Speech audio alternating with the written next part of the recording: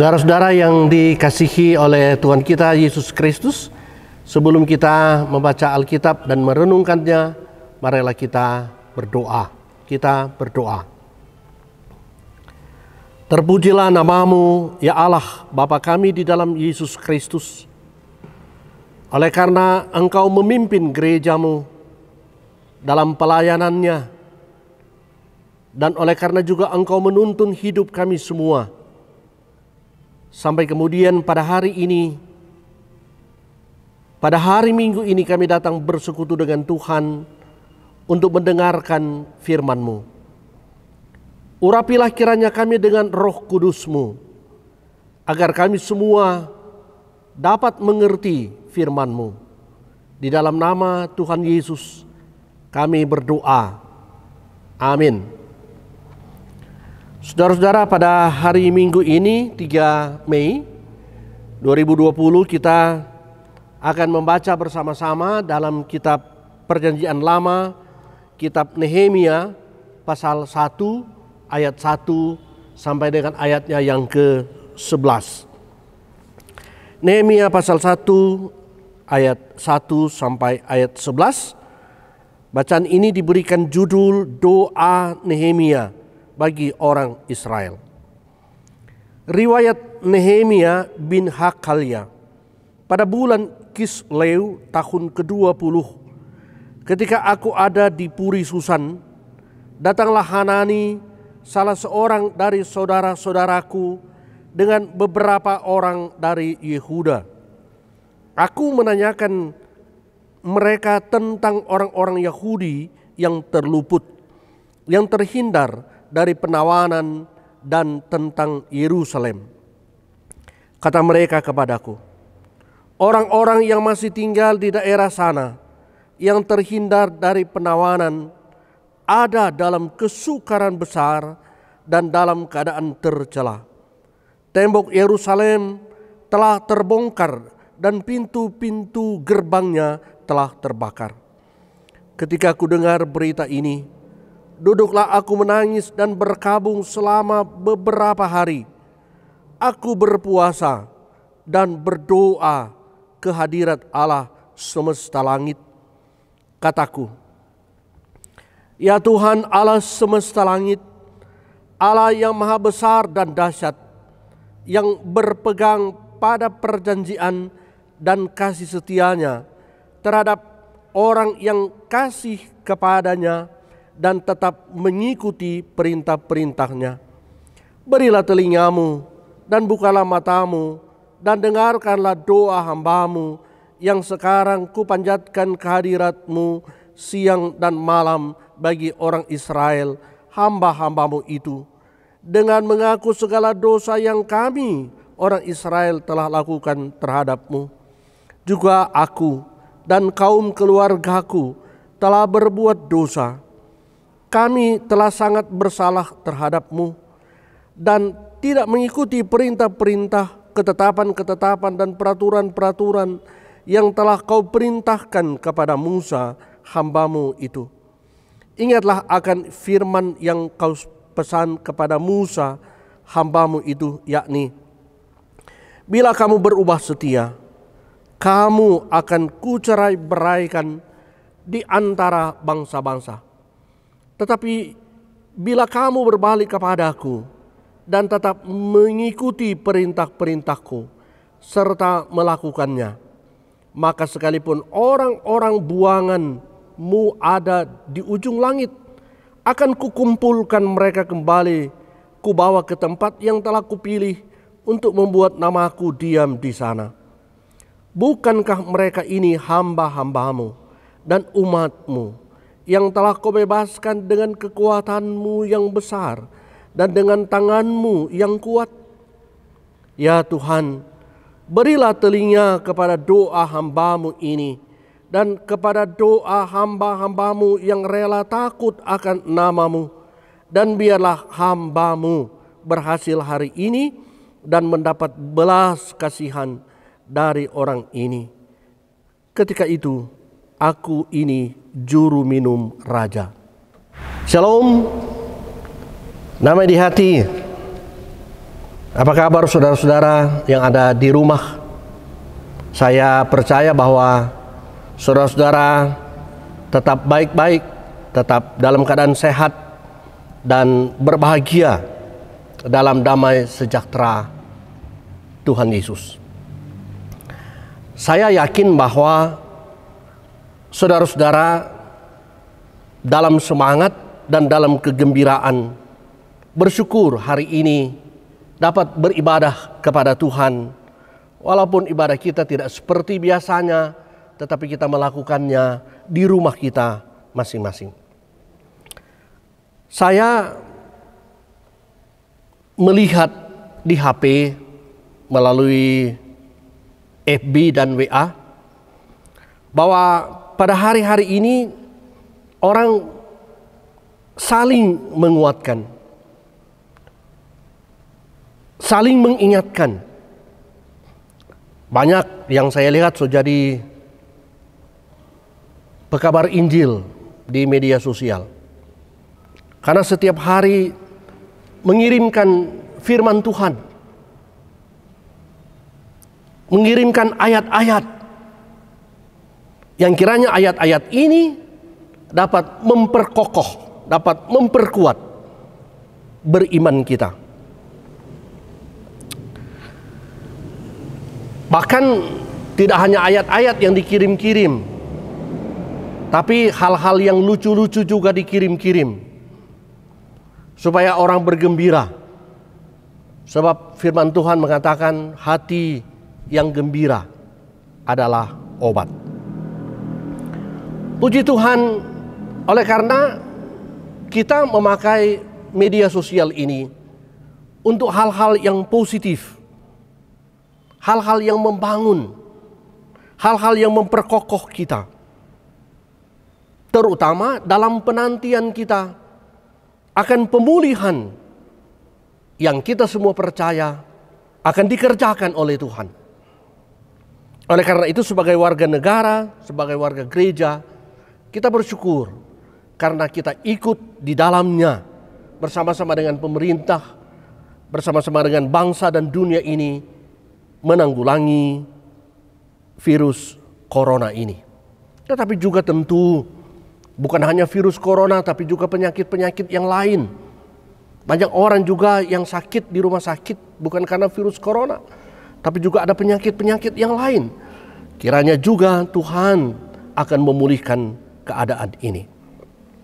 Saudara-saudara yang dikasihi oleh Tuhan kita Yesus Kristus, bacaan kita pada hari ini dalam kitab Nehemia pasal 1 ayat 1, dia mulai dengan penanggalan.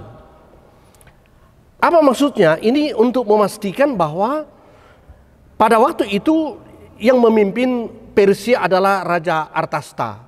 Dan di waktu itu Nehemia dipercayakan oleh raja menjadi juru minum. Ini sebuah jabatan penting, jabatan yang didasarkan atas kepercayaan. Dan tidak semua orang bisa mendapatkan jabatan ini. Tetapi tentu jabatan ini didapat oleh Nehemia bukan tanpa alasan. Tentu melalui seleksi. Dan alasan utama adalah Nehemia dipercaya karena kesetiaannya. Saudara-saudara yang dikasihi oleh Tuhan Yesus Kristus, pada saat ia menjabat jabatan ini, artinya ia adalah orang penting di istana raja, ia mendengar sebuah berita yang menyedihkan. Apa berita itu? Berita itu ialah bahwa tembok Yerusalem telah dirobohkan. Pintu-pintu gerbang dibakar. Dan tentu ini sangat menyedihkan hati dari seorang Nehemia. Apa yang ia lakukan? Mendengar berita yang menyedihkan ini, ia tidak menggunakan jabatannya sebagai sebuah kesempatan, tetapi ia menggunakan imannya keyakinannya untuk datang kepada Tuhan. Dengan cara apa? Dengan cara berpuasa dan berdoa. Berpuasa dan berdoa secara pribadi menggumuli sebuah bangsa, yaitu bangsa Israel. Kenapa ini dilakukannya? Karena Nehemia adalah seorang yang setia, seorang yang taat pada agama. Dan ia punya keyakinan bahwa doanya tentu tidak hanya akan didengar oleh Tuhan, tetapi ia percaya bahwa doanya akan dikabulkan oleh Tuhan. Dan memang kalau kita membaca pasal 2 sampai dengan pasal 3, kita akan mendapati bahwa dengan kemurahan Tuhan, Tuhan mengabulkan permohonan daripada Nehemia. Saudara-saudara, Nehemia berpuasa dan berdoa. Apa inti doanya? Apa yang ia sedang puasakan kepada Tuhan? Pertama ialah dia mengakui dosa bangsanya, dosa orang Israel. Ini pengakuan dosa. Tetapi bukan hanya pengakuan dosa bangsa, tetapi yang kedua adalah pengakuan dosa keluarganya, bahkan dirinya.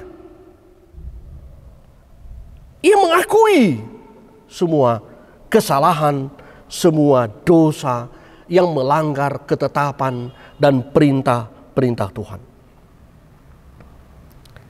Lalu apa isi yang berikut dari doanya? Yang ketiga ialah bahwa ia memohon Tuhan kiranya mengabulkan permohonannya. Sama seperti yang ia katakan pada Musa. Dan ia percaya bahwa Tuhan akan menaruh belas kasihan kepadanya. Ia memohon, Tuhan, kiranya Engkau berbelas kasihan atas bangsa kami. Kiranya Engkau berbelas kasihan atas keluarga kami yang telah berdosa, yang telah berbuat salah kepadamu.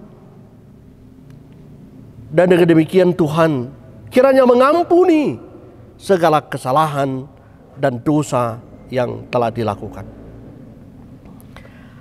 Saudara-saudara, apa yang dilakukan oleh Nehemia ini menunjukkan bahwa Nehemia, walaupun dia memiliki jabatan yang penting di istana raja, tapi dia tidak kehilangan identitas. Dia tidak kehilangan jati diri sebagai orang beriman. Ia tidak merasa bahwa jabatannya itu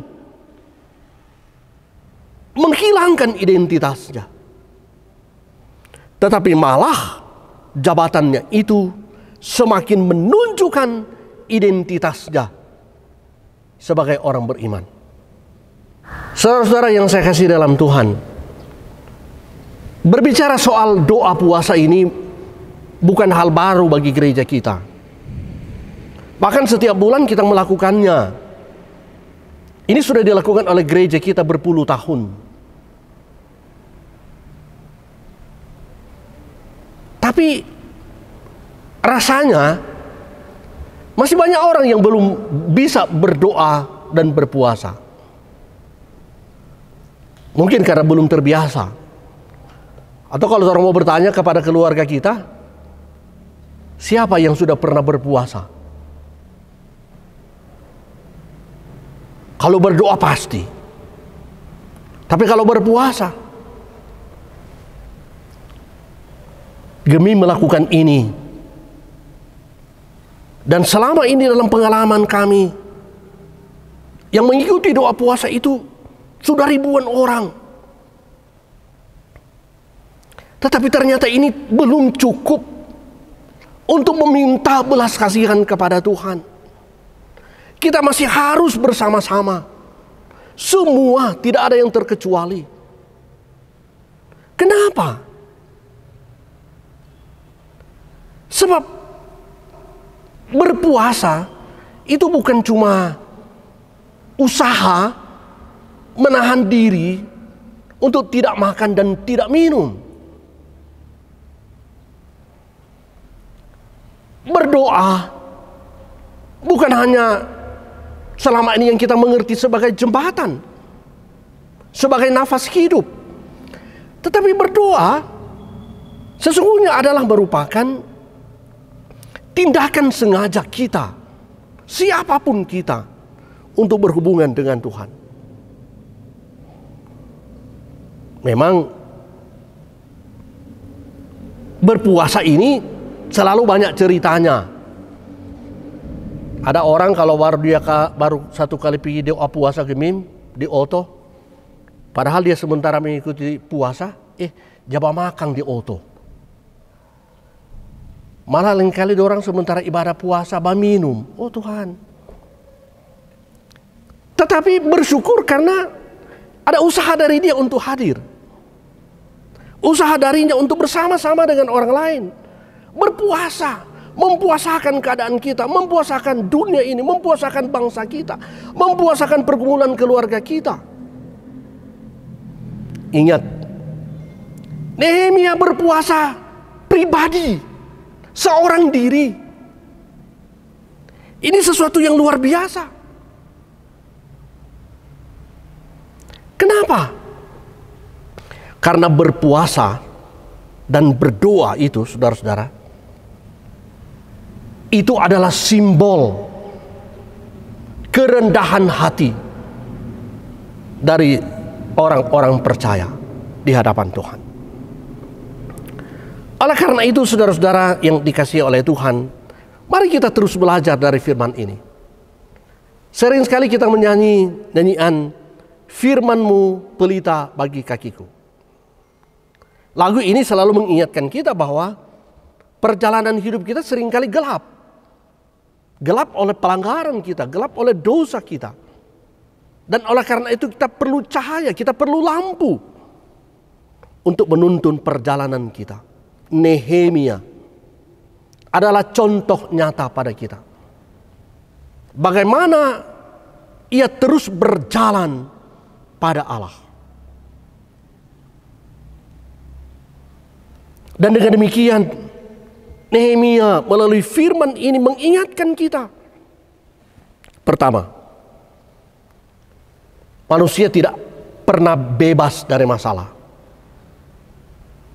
Apapun kita, masalah itu selalu ada. Sama seperti masalah yang sedang kita hadapi sekarang ini. Ini bukan cuma masalah 1-2 orang. Bukan cuma masalah bangsa. Tapi ini adalah masalah dunia. Tidak ada yang terkecuali mengalaminya. Apa yang kita lakukan? Kita harus seperti apa? Nah, ada cara, ada petunjuk yang diberikan oleh Tuhan melalui firman ini. Apa itu? Berpuasa dan berdoa. Saya kira jalan ini diambil oleh Nehemia. Kenapa? Karena ia percaya. Ini cara yang selama ini telah dilakukan oleh orang Israel. Esther juga saya kira kita tahu. Ia mengajak umat untuk berdoa dan berpuasa. Untuk menyelamatkan orang Ibrani. Dan ia berhasil, Esther berhasil, Nehemia berhasil. Kalau mereka berhasil, mereka punya Tuhan yang sama-sama dengan kita. Kita juga pasti yakin kalau kita akan terus berpuasa dan berdoa, Tuhan akan meluputkan kita dari segala beban, dari segala persoalan, dari segala kesulitan yang seperti kita hadapi sekarang ini. Dengan demikian, bila Tuhan membebaskan kita, bila Tuhan meluputkan kita, maka kita diberi kesempatan lagi oleh Tuhan melihat anak-anak kita bersekolah lagi, melihat anak-anak kita kuliah lagi, melihat orang-orang jemaat bekerja, berusaha kembali, ekonomi bangkit kembali. Tentu kita butuh ini. Caranya apa? Belajar seperti Nehemia, datang kepada Tuhan. Yang berikut ialah Nehemia berdoa mengakui kesalahan. Ada dua hal yang ia akui. Kesalahan bangsa dan kesalahan keluarga. Dosa bangsa dan dosa keluarga. Tentu kalau bicara keluarga berarti juga termasuk dalamnya pribadi-pribadi. Ia bawa kepada Tuhan. Kita belajar padanya. Membawa dosa bangsa, membawa dosa dunia ini, bahkan membawa dosa kita sebagai keluarga dan pribadi kepada Tuhan. Apa yang kita minta? Seperti Nehemia. Meminta belas kasihan. Tuhan, kiranya Engkau berbelas kasihan kepada kami. Dan Nehemia mendapatkan bahwa sungguh-sungguh Tuhan mengabulkan permohonannya, mengabulkan permintaannya. Dengan demikian, kita percaya bahwa jika kita akan terus berpuasa dan berdoa, maka kita akan melihat Tuhan akan memulihkan dunia ini. Tuhan akan memulihkan bangsa kita ini. Saudara-saudara, yang berikut, Nehemia mengingatkan kita bahwa jabatan boleh ada pada kita, kedudukan boleh ada pada kita, kekuasaan boleh ada pada kita, tapi itu bukan alasan untuk tidak mengandalkan Tuhan. Tetapi biarlah kiranya jabatan, kedudukan, kekuasaan, strata ekonomi yang ada pada kita, kita gunakan itu sebagai kesempatan untuk menolong orang lain, membantu orang lain. Tetapi dalam keadaan seperti ini, di mana kesulitan itu ada di mana-mana, janganlah kiranya kita menggunakan kesempatan ini untuk mendapatkan popularitas diri. Karena kalau kita melakukan ini, maka kita tidak mendapatkan pengampunan dari Tuhan, tetapi malah dosa akan tetap ada dan akan mendatangkan murka Allah pada kita. Kita harus berani mengatakan bahwa kalau saya menolong orang lain, saya membantu orang lain, dari apa yang ada, dari kedudukan saya, dari jabatan saya, dari ekonomi saya, itu saya mau melakukannya dengan ketulusan hati saya, dengan ketulusan hati kita, karena iman.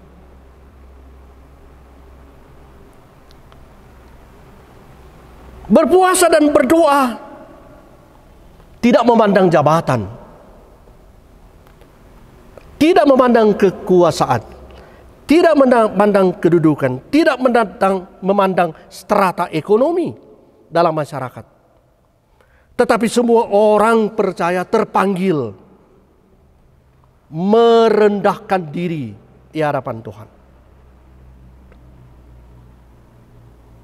Supaya apa? Dengan kita merendahkan diri di hadapan Tuhan,